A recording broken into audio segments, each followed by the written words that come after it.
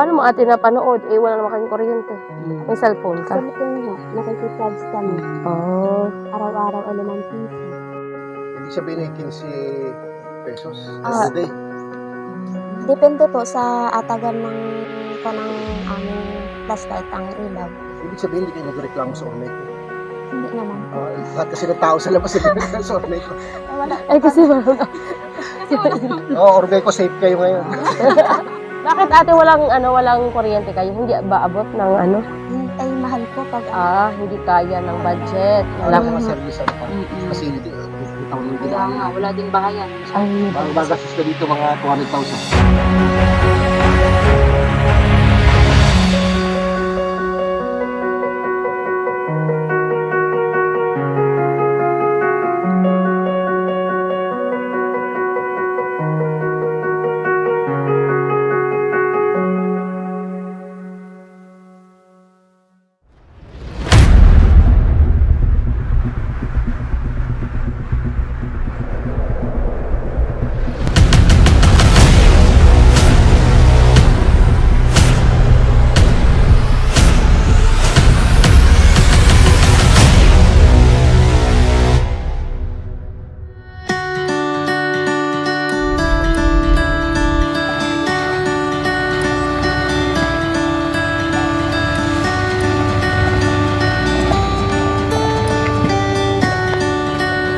Manong pwede magtanong? Saan po bahay ni Mary Jane? Mary Jane po? Bautista? Nasaan daw po ang bahay nila? Tanong palayan. Tanong lang po natin. Yan po. Dito ang sityo pala.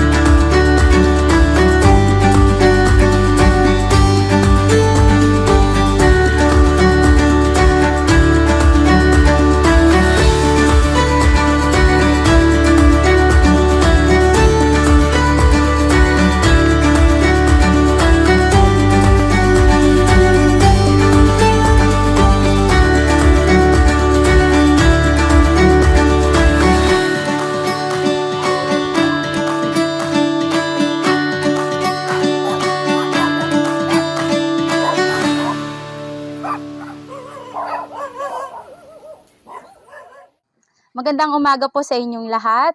Kami po ay dito sa Barangay Banos, Gloria Oriental, Mindoro, sa bahay po ni Ma'am Mary Jane Bautista.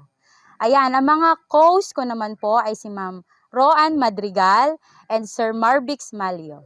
So andito po kami ngayon, mga kaabot kamay sa Sitio Kaligtasan ng Banos na. Uno. Kaligtasan 1. Uno. Yeah.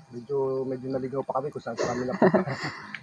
So nagpunta tayo dito kasi si Ma'am ay nag-request ng kailangan nila dito sa bahay. So, maswerte po siya kasi sa dami ng mga humihiling, Yeah. siya yung napili. Yan. Musta ang experience ng teacher sa paglalakbay? okay naman. Medyo natakot lang kasi puro Puro nyo. nyog, puro saging, puro damo. Akala namin walang bahay. May ilog. Dog pa. May aso pa. Nagalaba pa Nakatapak doon. pa ng ano. Pero go lang. Kahit saan yan makakarating ang abot kamay. Para makatulong sa mga nangailangan. Sa mapagpalang araw po, kakausapin ko natin si Ma'am Mary Jane. Yung istorya ng kanyang buhay. Ma'am, ilan na pong taon kayo ngayon? Yung edad ninyo mismo? 39 po. 30. Bata pa si Ma'am. Parang 39 lang kayo. Hindi po halata. Tapos yung asawa niyo ay 39 din. Hindi po, 48 na po. Mas maganda siya. Tapos ilan po ang anak niyo? Bali, 4 na lang po. 4 na lang. Ibig Na sabihin lang. may nawala. May nawala pong isa. May nawala. Dahil, Sa rabies daw po yan. Makagat ng aso siya. ba't ate hindi nyo agad na agapan, na paturukan Ay, pagkakagat? Ano na lang po, yung tawag dito, yung tinundukan baga po. Tando. Oo, ay Tando. kaso ay may natira pa daw kasi nabangaw yung aso. Ay, yun lang ang problema. Yung kasi may natambok-tambok hindi daw. Hindi na, Advice ng doktor. hindi na Dapat advice ng pagkakagat, turok lang talaga. doktor talaga. Para mas Ilan taon yung namatay, ate? 12 years old po. Malaki na. Malaki na. Dapat ay grade 7. Ano po siya, babae? Lalaki, Lalaki. May gaano na po katagal siyang nawala? isang taon na. Isang taon. Parang sariwa pa rin sa inyo, ate. Kaya Maganda na. masakit pa rin. Sakit pa rin. Ako nga, yung nanay ko eh, matagal nang matay ang years na yun. Hindi pa rin nawawala. Lalo na yung kay ate. Siyempre, nanay. Ang sakit mawala ng anak.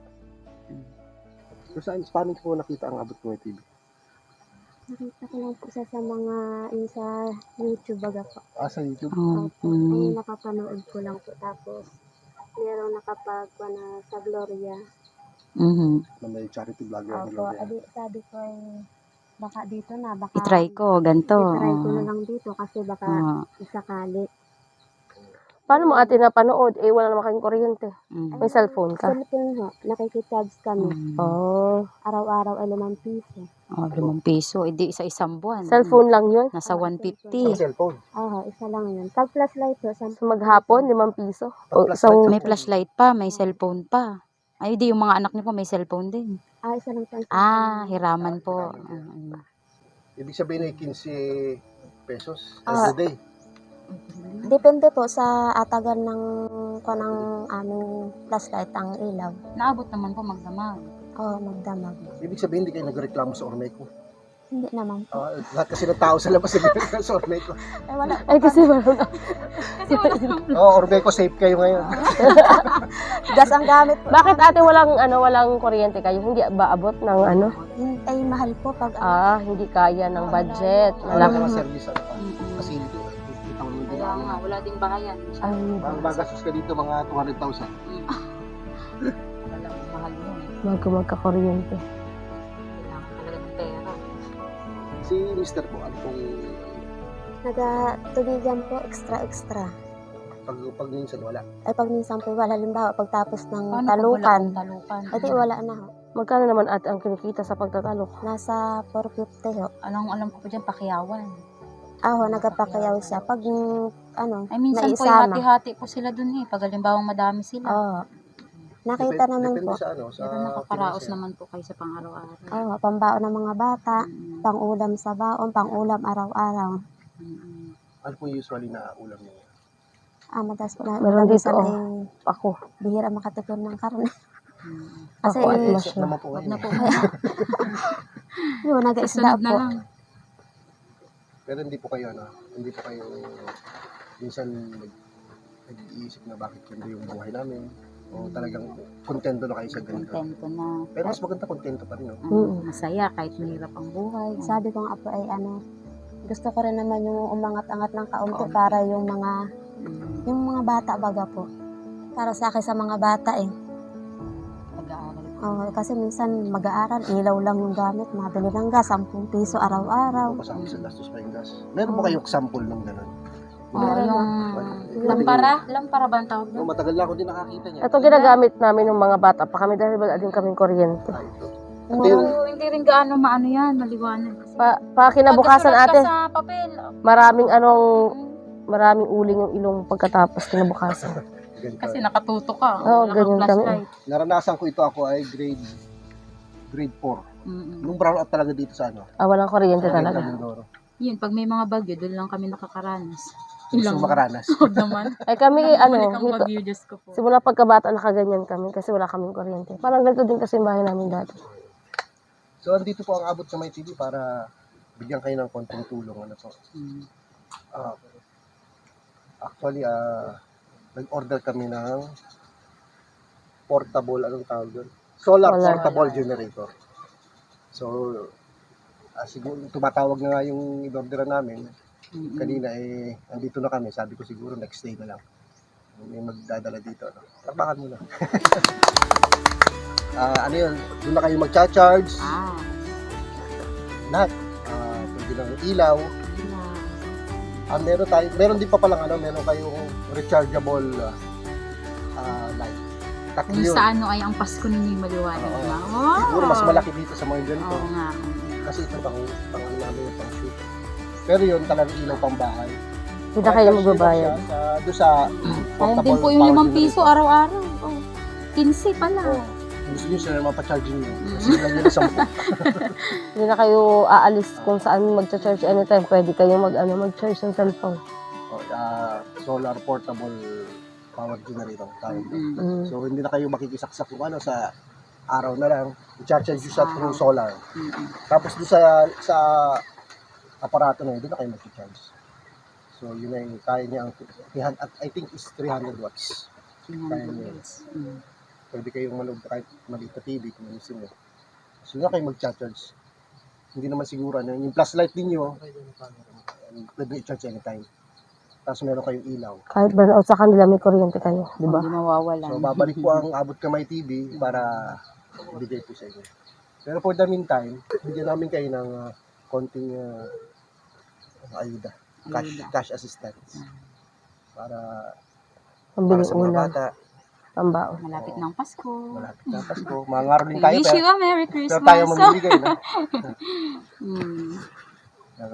Ano tayo? Mag-house tour muna tayo. Tingnan natin. Yan, tingnan natin ang inyong bahay. Sige, pwede na tayo. Ngayon po papasukin natin ang bahay ni Ate Mary Jane. Ang kanyang mansion, di ba? Kahit anong itsura ng bahay, basta bahay na maliteran, mansion ang tawag natin. Bago tayo pumasok, ito ang kanilang pintuan. Ayan, walang pinto. Ay, may pasukan pero walang pinto. Ayan ang kanyang bahay. Pagpasok, dito po si ate. Ate, halika, huwag kang lumayo. Ito ang kanilang lutuan, di ba? Yung mga unang panahon, ganito ang mga usong lutuan. Di ba? Ang linis ng dati ng pangarap ko lutuan na ganito. Oo. Kasi malinis yung ganito, oh. Paano mo na-achieve ate yan? Ayan, dumating kami, nagluluto si ate ng kanin. Mainit. Tapos ito yung ulam nila, oh. Ang sarap. Saan mo to ate kinuha?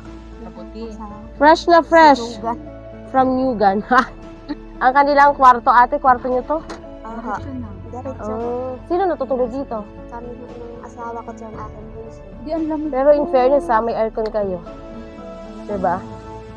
Malamig kasi hindi na kailangan ng electric fan. Paano pag nahangin?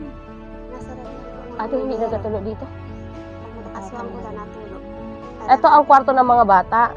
Lahat po sila kasi po sila. Welcome po kayo sa kwarto ng mga bata. Ayan. Ang bongga, ang daming kwarto. Ito ang kwarto ni na ate, ng isa niyang anak. Sako lang. Sako lang guys. Kaya nakakatakot din Kasi parang delikado pag may taong gustong wag naman. Mula sa puso ng Abot Kamay TV at sa mga sponsors ng Abot Kamay, maraming salamat po. Sa halagang ito na malaking tulong para kay ate, para sa kung saan man gustong ibigay, gustong bilhin para sa gamit ng mga bata, pagkain, ayan. O yan, bilang natin, 1 million. 1, 2, 3,000. Yehey! Palakpakan. Ayan, maraming salamat po Abot Kamay TV. Ayun po, sana matuto po tayo sa kwento ng buhay ni Nanay Mary Jane. At yung ating mga anak, alagaan natin kasi yan ang kayamanan natin, mga magulang. Kung ano yung knowledge, yung karunungan maibibigay natin through our support, yun ang magbibigay sa atin ng magandang buhay. Hindi lang para sa ating mga magulang, kundi para sa kanila mismo. Kung baga gawing inspirasyon yung kahirapan Oo. na Kasi yung nangyayari sa tsaka edukasyon talaga mahalaga yan. Pahalagahan ng edukasyon dahil talagang yan lang, wala tayong ibang maiipamana sa ating mga anak kung tayo sundok na sa kahirapan. Pero yung edukasyon, iba yung pamana na maibibigay natin. Yan may iwan. So hanggang dito na lang po pare, ang Abot Kamay TV. Kasama ko po ang aking mga magandang host, si Teacher Roan, tsaka si Ate Mel Angela. So ako po ang inyong host, si Rex, na lagi nag-iiwan po sa inyo na karangalan po ng Abot Kamay TV na kayo ay paglingkuran. Maraming salamat po. Nagpapasalamat po ako sa Abot Kamay TV at nakarating po kayo dito sa aming tahanan na kahit ganito lang po ay napuntahan niyo po ako kahit sobrang layo. Maraming salamat po sa binigay ninyo. Makakabili rin po ako ng bigas at saka ng aking 3 bata. Kaya mga anak ko nga sabi ko nga po sa kanila, mag-aral kayo, yan lang nga pamana namin sa inyong papa mo. Wala man tayong sariling lupa na dapat ay kunin ninyo, kaya kayo mag-aral mabuti.